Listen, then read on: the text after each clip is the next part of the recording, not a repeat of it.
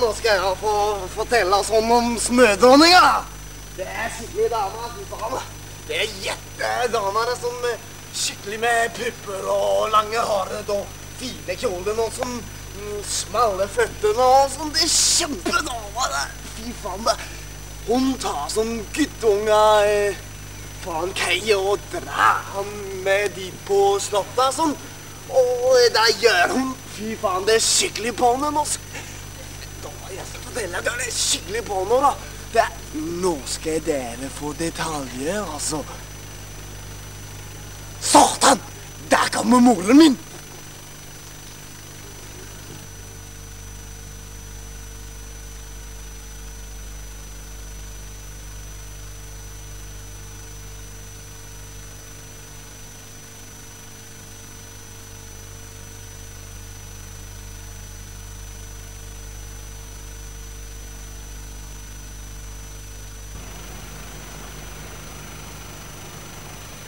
Hello, Japanese tourist. Will you please take picture of me and family? Thank you, please.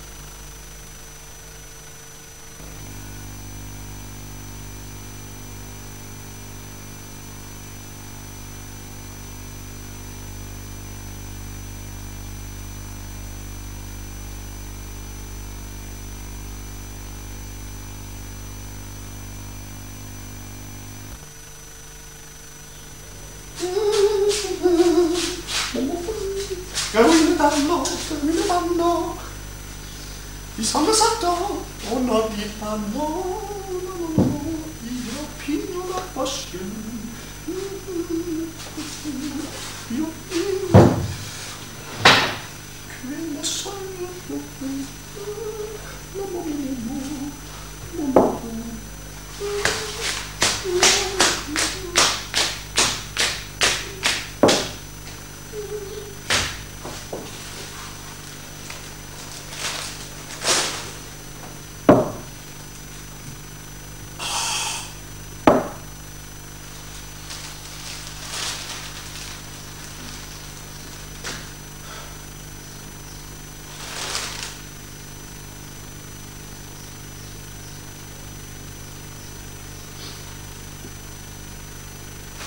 Trilliardens differentiale. Hønsestræk, urte til at finde lejr og humus. Binomial fordelt stokastisk variabel med flere permutationer og uden tilbagelægning. Basisgrupper, afføringsterapi og intuitiv massage. Ja, du kan trykke hvor helvede du vil. Er du med, Kap?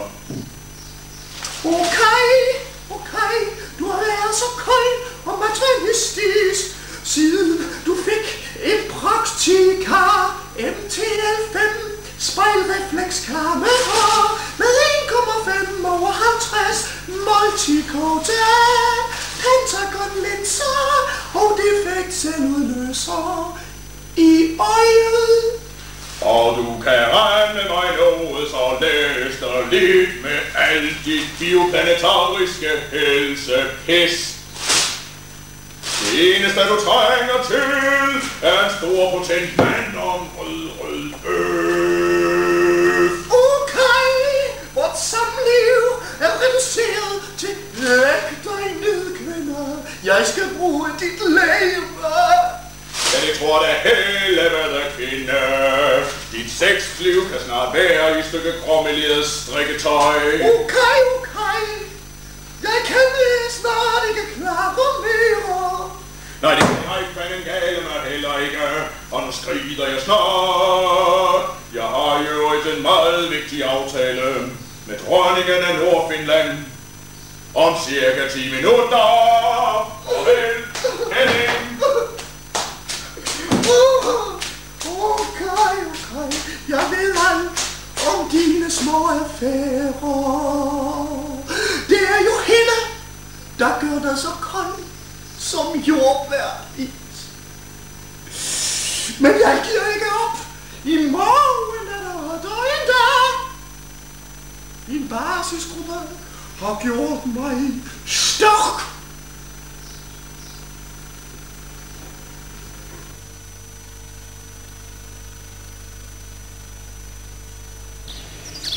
Ja, og så har jeg en stor fornøjelse og glæde her på denne glade dag i Søllested. I Søllested at byde velkommen til, at vi skal over til noget fuldstændig andet.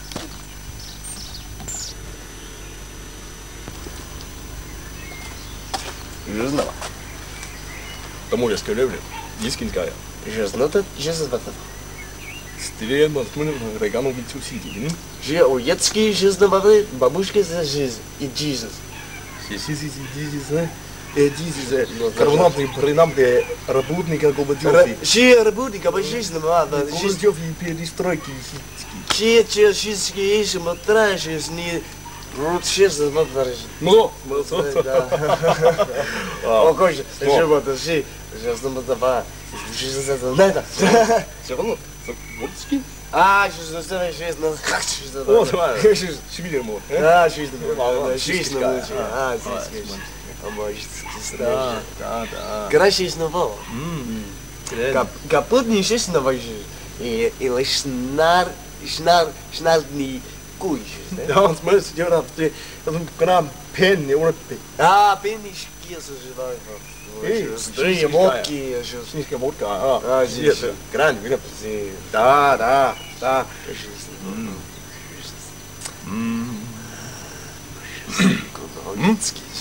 Ну, ты мы видно, снатский сарай, мы стимский скай, а? А, здесь. Да. Volte Olga, Volte Olga,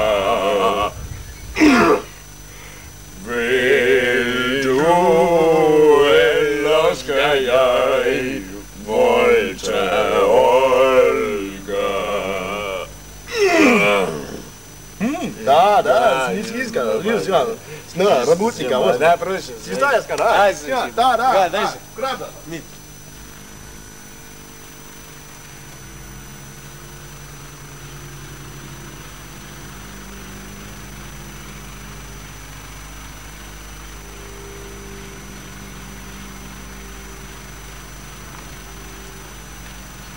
Hello! I am chemical Japanese Benjamin. Please let me marry your wife.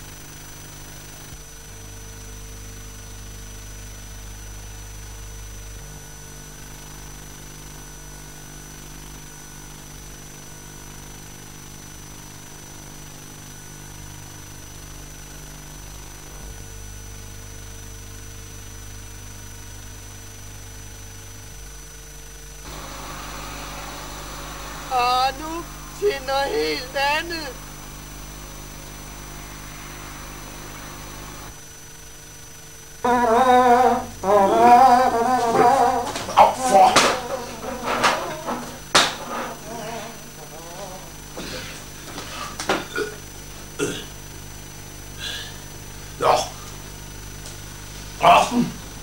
Carsten, skal jeg høre, hvad jeg får misbrug. Og jeg bare skal fortælle noget om det. Og så den har jeg taget en kuglerej. Den er her. Og nu er det så, at det her det er en direkte udsendelse. Og så vi har ikke ret meget tid. Så jeg har ligesom snydt lidt og drukket en kasse kuglerej i forvejen, så jeg er godt stiv. Det kan jeg godt sløre ind i. Det er okay. Nu vil jeg vise mig, men drikker en bajer.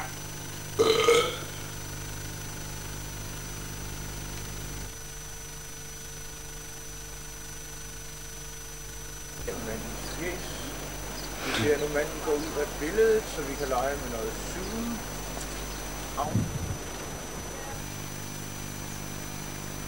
De saltede rabarberkiks i mit terrarium. When I woke up Sunday morning, my toast was undone. mit mismods vinter kan dværges af bøfost.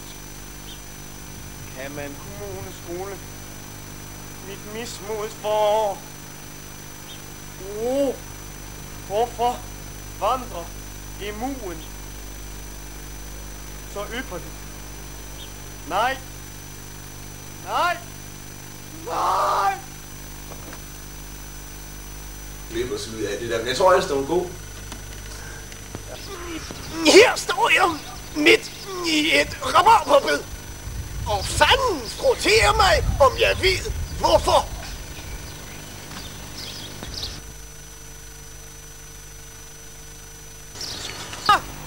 Og nu...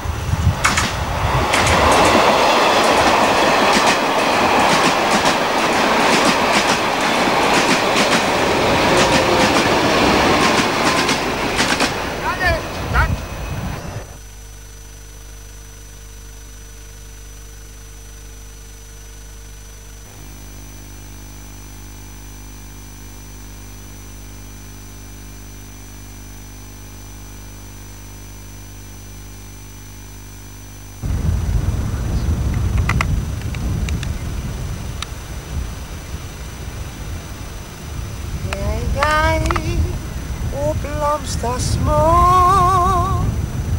violer, små og blå. Her sidder jeg i starten af maj. Jeg er en med naturen, den er en med mig. Jeg elsker dig, o natur.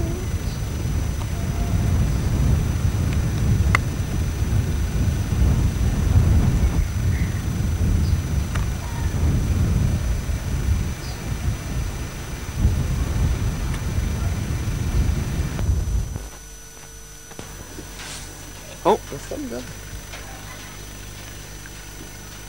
Hvad fanden? Har jeg trykket ved noget? Det tror jeg da ikke. Jo, den kører sgu da. Hvad? Så må du være. Så stopper du bare.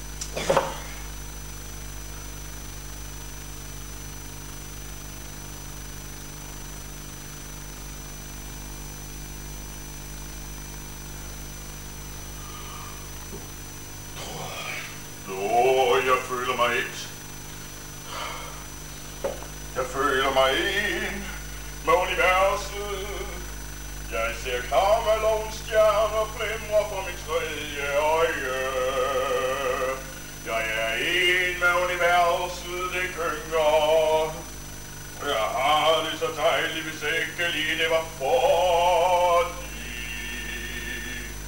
jeg skulle brække mig noget så skrækkeligt, skrækkeligt.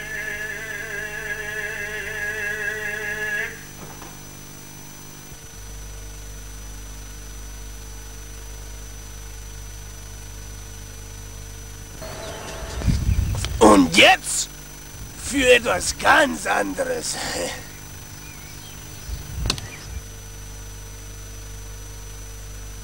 Middag i byen. I anledning af, at restaurantdyret er genåbnet, vil vi herigennem offentliggøre åbningsmenuen. Hans kongelige højhed, prins Henrik med frue, deltager i festbanketten. Som hors d'oeuvre serveres soupe de jure. Næsten altid med rotte. Dernæst Maison Venezia. Sukkerresten, honningstæppet, vandbidonen i kirsebærsauce. Pyttet med rotte. Ratatouille. Rotte-essens. Olé escargot. Ægte rotte. Som entré serveres ret og vand. Frisk rotte, dræbt med en sigel og helt i stærkt solskin. Taget med sofistikeret piskesmæt og bragt i alibivins. Dernæst ret au pauvre. Sammen varm videre voldsom.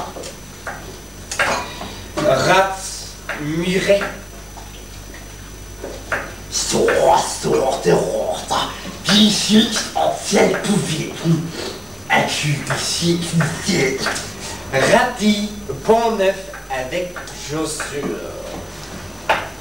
Ubegrænset antal rotter, dræbt på deres eget bord. Efter adfærd af afledningsmetode. Til alle retter serveres brændenældesuppe og flis.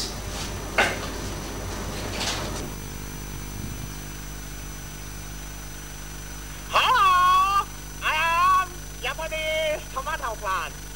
Please let me take picture of your pinball machine. Her. Tada.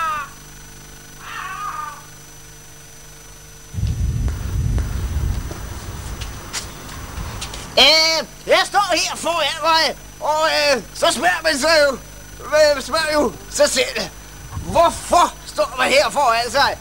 Det ved jeg ikke, og derfor vil jeg gå videre til noget helt andet. Hvornår smager en tuborg?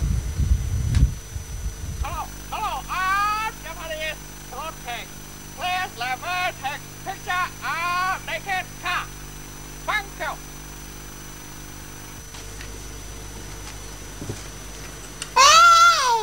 Kunne du ikke holde din kæft?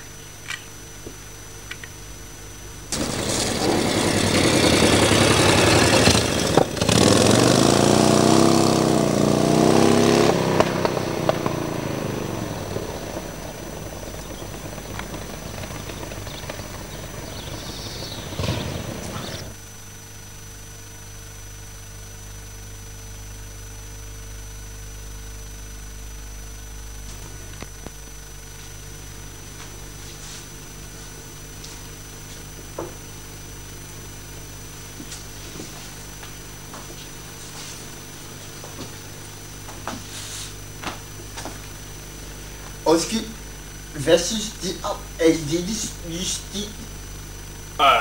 Jeg har ikke læst den endnu.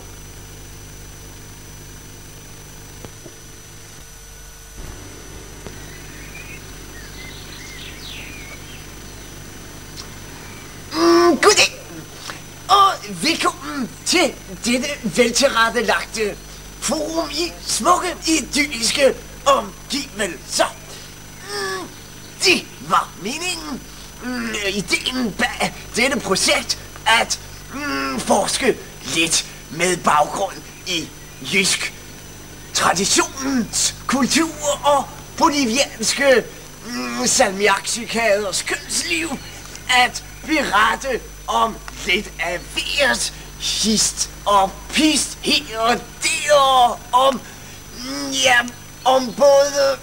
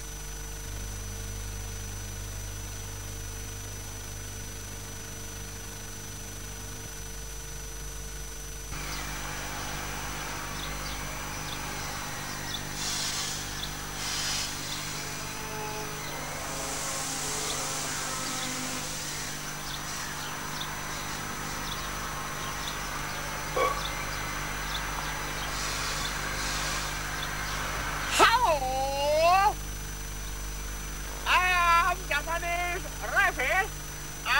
Please let me rape your refrigerator. Thank you.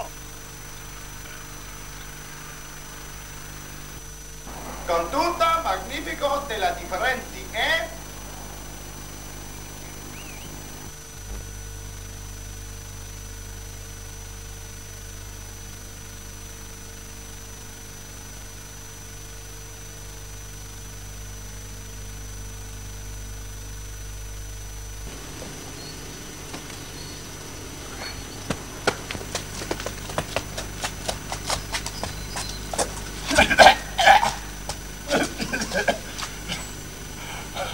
Kommer der mon ikke snart en mælkemand? Kommer der ikke snart en mælkemand? Ja, jeg siger, kommer der snart en mælkemand? Hvad skal du bruge mælkemandarmen til? Jeg har de mest satans det tømmer med. Jeg har sagt, du ikke skal drikke så meget. Og hold kæft, du kælling, du snakker altid om, hvor meget jeg drikker. Herbert, hvor er mælkemanden henne? Jeg ved det ikke, kælling, men jeg siger jo, kommer der snart en mælkemand. Mælkemand. Og hold kæft med at tude mig ind i mit øre. Og jeg glemte, du er tømmermand. Ja, mit høreapparat virker ikke. Og så hold dog for helvede op med at få mig til at leve på scenen. Og jeg lærer, når jeg ser min lille danser i spejlet der. Nu gør du det igen, jeg står jo og griner. Der er ikke noget at grine af, du er tømmermand. Nu går skisme, jo gør jeg det igen. Min replik, den røg, og du står selv og griner. Jeg brækker bare griner, nu springer jeg. Nu står jeg her alene og ler på en scene. Og tænker, at nu kunne jeg skisme godt snart drikke en soda way. Farvel! Grusomme verden, jeg går på puppen og drikke en soda way. Soda way.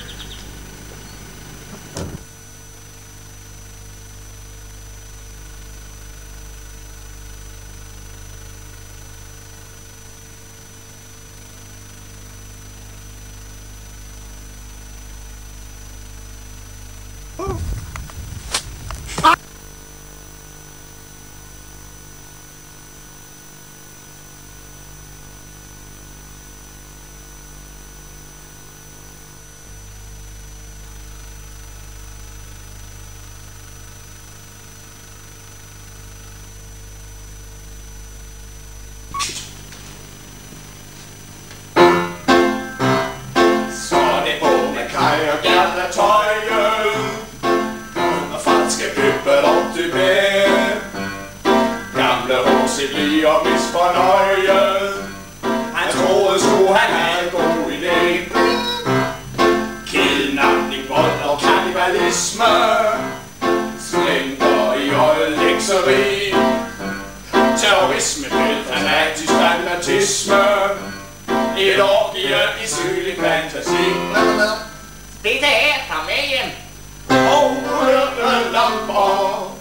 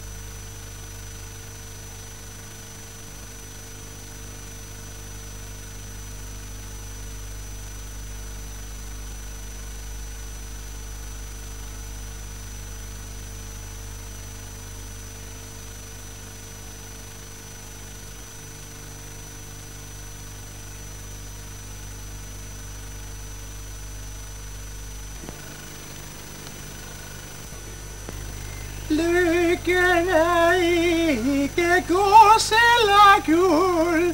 Lykken er ham privatieret.